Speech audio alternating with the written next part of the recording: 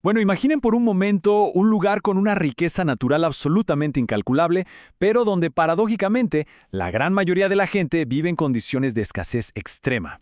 Parece casi imposible, ¿verdad? Hoy, en este análisis, vamos a adentrarnos en uno de los contrastes más fascinantes y complejos que existen, el departamento del Chocó, en Colombia.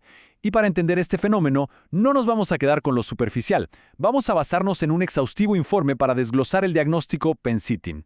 Y, agárrense, porque luego vamos a traducir toda esa realidad social a matemáticas puras, usando econometría espacial.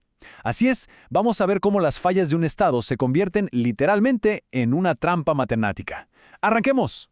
A ver, este es el gran misterio que tenemos sobre la mesa hoy. En un lado de la balanza tenemos un territorio que es una verdadera potencia. Oro, platino, maderas preciosas y una megadiversidad que el resto del mundo envidiaría. Pero, y aquí viene el golpe de realidad, en el otro lado tenemos un 67,4% de pobreza monetaria y una informalidad laboral que llega al 80%. O sea, casi 7 de cada 10 personas no tienen los ingresos para cubrir una canasta básica. Y esto, por supuesto, no es coincidencia. Es una falla sistémica crónica y vamos a entender exactamente por qué. Si miramos el mapa, el Chocó tiene 3 características estructurales que no podemos ignorar. Primero, es una periferia geográfica. Está separada del interior por selvas y cordilleras, lo que hace que los costos logísticos sean altísimos.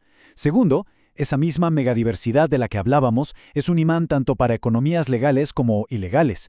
Y tercero, tiene una altísima composición étnica, con un 80% de población afrocolombiana y una presencia vital de pueblos indígenas, lo que exige, sí o sí, un enfoque distinto, un enfoque territorial diferencial. El Estado aquí no es que no exista, es que aparece a ratos. Reacciona cuando hay emergencias, pero falla en proveer lo básico de manera constante.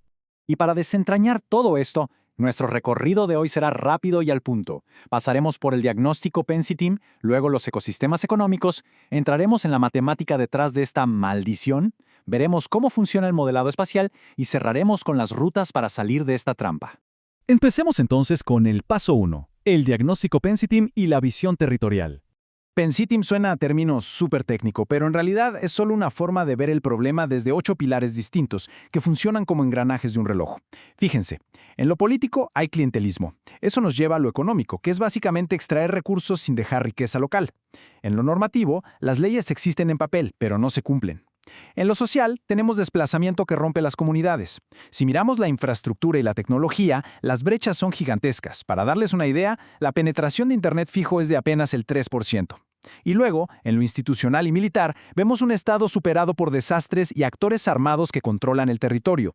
Es un círculo vicioso. La infraestructura falla, el poder armado crece y la inversión social colapsa. Ahora pasemos al punto 2, que nos muestra cómo sobreviven estos ecosistemas económicos, tanto los legales como los ilícitos. Esto ilustra perfectamente lo frágil que es la economía formal aquí. Ojo a estos datos.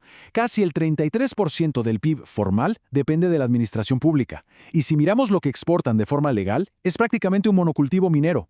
El oro representa hasta el 98% de las exportaciones. O sea, sin la plata del gobierno central y sin el oro, la economía legal simplemente desaparece. Pero por debajo de la mesa corre un circuito ilícito inmenso. Los ríos se usan como rutas de narcotráfico, lo que infla los precios de la comida, y los grupos armados cobran extorsiones, las famosas vacunas, a la minería ilegal. Esta plata ilícita no paga impuestos, obviamente, sino que financia poder militar paralelo. Y claro, esta economía en la sombra tiene un costo humano devastador. Los datos de 2021 son clarísimos y muy duros.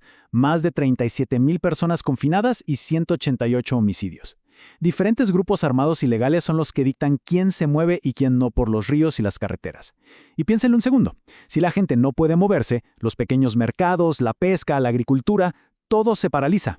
Esto va mucho más allá de un problema de seguridad policial, es asfixiar directamente la vida diaria y la economía local.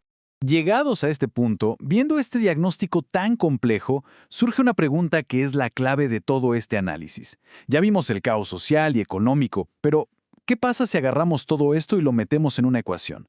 ¿Cómo se explica matemáticamente que una región no pueda salir de este bucle?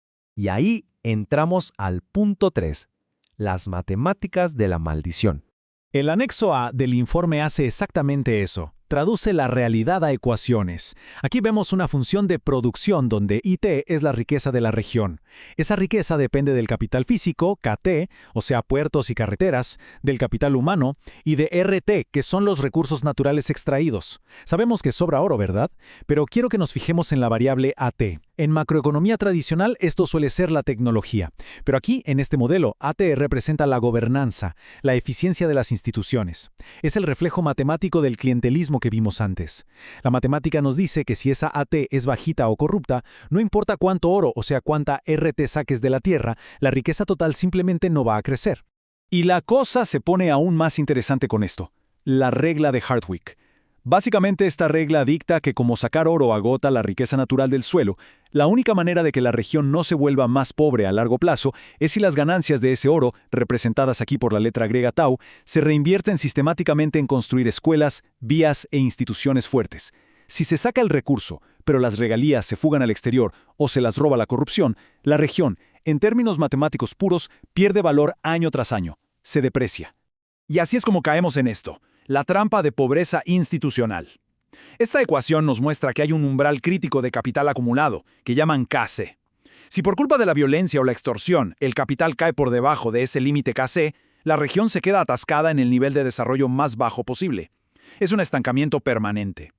La única forma de activar un crecimiento real es superando ese umbral con inversiones que estén blindadas contra la corrupción. Así que, como ven, la pobreza extrema aquí no es un accidente geográfico, es un equilibrio matemático perfectamente modelado. Y eso nos lleva al paso 4, el modelado espacial, porque la geografía juega un papel enorme aquí. Resulta que cuando los investigadores intentaron correr una regresión estadística normal para probar esto, el modelo falló. ¿La razón? En esta región la pobreza y la violencia son literalmente contagiosas. Por eso tuvieron que usar este modelo de Durbin espacial. ¿Ven esa variable WI?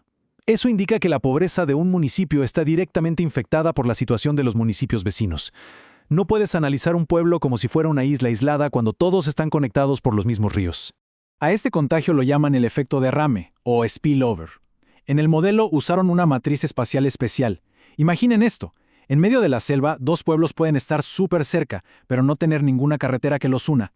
Sin embargo, si comparten el mismo río, como el Atrato, son vecinos directos. Los ríos son las verdaderas autopistas. Entonces, si hay minería ilegal en un pueblo río arriba, esa violencia y esa degradación institucional se derraman automáticamente hacia los pueblos río abajo. Entonces, al correr los números, encontramos dos cosas reveladoras en los coeficientes. Primero, el beta 1 da un número negativo, lo cual es la prueba matemática definitiva de la maldición de los recursos. A mayor dependencia de la extracción de oro puro, mayor pobreza en ese municipio. Pero, y aquí está la esperanza, el coeficiente beta 3 da positivo. Esto demuestra numéricamente que fortalecer las instituciones locales es la única palanca que realmente sirve.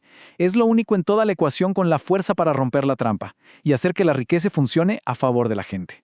Y bueno, para asegurarse de que esto no fuera solo una casualidad de un año específico, usaron un panel de datos gigantesco que cubre desde el 2005 hasta proyecciones al 2025. Un protocolo econométrico súper riguroso que aísla factores externos como si el precio del oro sube en el mercado mundial o los picos históricos del conflicto armado. Y la conclusión es sólida. Intentar arreglar las cosas sector por sector, como poner un parche aquí y otro allá, no sirve. Tienen que atacarse todas las variables al mismo tiempo. Lo que nos lleva a nuestro último paso, el número 5, las rutas de transformación. ¿Cómo salimos de aquí? Basado en la matemática y el diagnóstico social, el informe propone 5 paquetes de soluciones integradas, dejando claro que tienen que hacerse con las comunidades, no de espaldas a ellas. 1. Seguridad humana. Hay que proteger los ríos para reactivar el comercio. 2. Gobernanza y mecanismos para evitar que los corruptos capturen las instituciones. 3. Infraestructura. Hay que construir acueductos y vías para subir ese nivel de capital del que hablábamos. 4. Impulsar una economía legal que le dé valor agregado a la pesca y la agricultura para dejar de depender solo del oro. Y 5. Transformación digital real para conectar a la región con el mundo. Después de revisar todo esto, desde el doloroso diagnóstico en terreno hasta las frías y reveladoras ecuaciones, nos queda una reflexión inevitable. El modelo matemático ya probó que solo con instituciones sólidas se rompe esta trampa. La pregunta es, ¿podrá esta región lograr reescribir su propia ecuación antes de que la inmensa riqueza natural se agoste por completo? La ruta hacia el cambio ya está trazada. Muchísimas gracias por acompañarnos en este recorrido y en este análisis tan profundo. Hasta la próxima exploración.